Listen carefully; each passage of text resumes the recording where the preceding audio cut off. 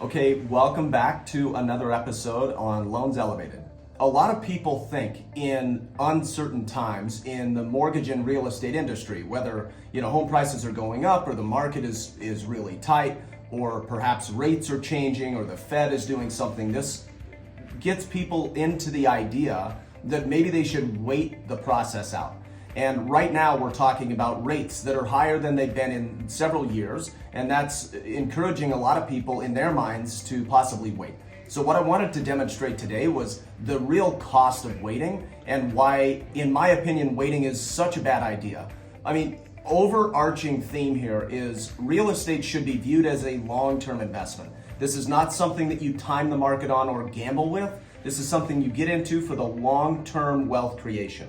So I'll give you an example here. I just ran some numbers on a $600,000 property today. So let's say while rates are high, the market is a little bit uncertain. Those are the two things that are causing people to think they should wait, or it's difficult to get into a property.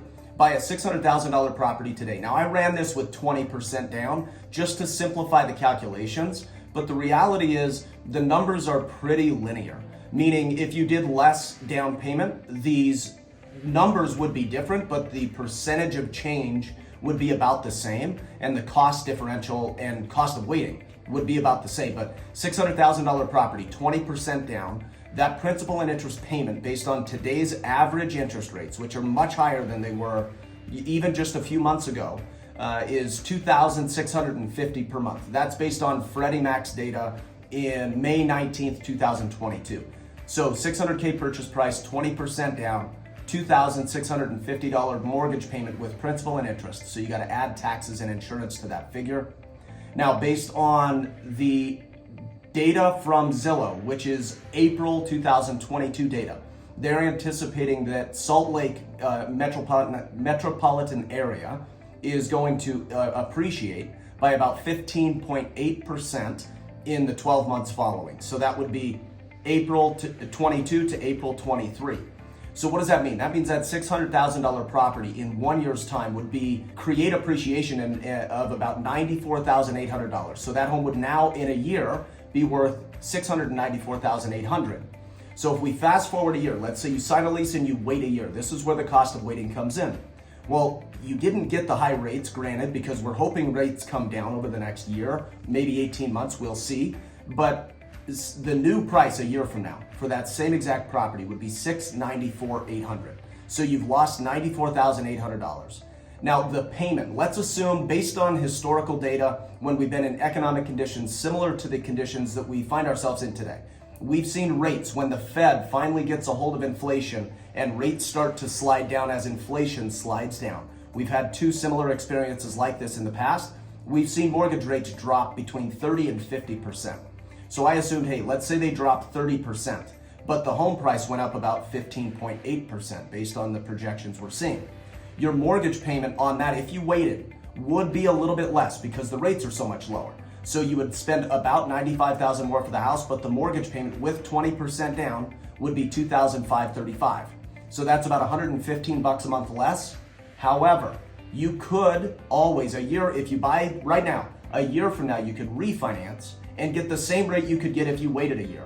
So that totally eliminates those savings. And instead, if you were to buy now and refi in a year when the rates came down, as opposed to waiting to buy and letting the appreciation cost you more money, you would actually be spending $376 per month less on the property that you bought a year earlier because you bought it for so much cheaper and you didn't let appreciation multiply, create a more expensive home while you waited on rates. See, the big trick here is you can always get tomorrow's interest rates. You cannot get yesterday's or last month's or last year's price. So you got to lock that in, and you can change the rate to get the payment in check.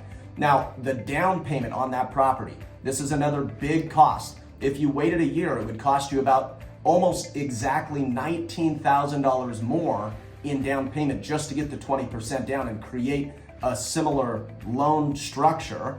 But nonetheless, it would still be more expensive. So what is the net cost of waiting? In 1 year, what I assessed here was I took the additional down payment if you waited a year and spent more on the home, plus that's out of pocket, plus the equity that you would have lost. You know, the cost of waiting, the opportunity cost by not buying a year earlier was about $94,800. So you lose $113,760. And if you were to refi, like I had just said, the payment would come down $376 a month. And therefore, if you wait a year, every year thereafter, because the prices increased, although the rates came down, you can always get those future rates, you would be losing between $3,000 and $4,000 a year, every year forever, if you don't buy now. Now, I know it's challenging, but what I encourage you to do is get an understanding of what your options are. There are strategies, despite the more expensive house payment, and it's more difficult to, quote unquote, afford the property. There are strategies to which I published in another video, Become Your Own Bank. There are strategies that allow us to bridge this gap while we wait for rates to come down, refinance, and drop the payment. So the moral of the story, do not wait.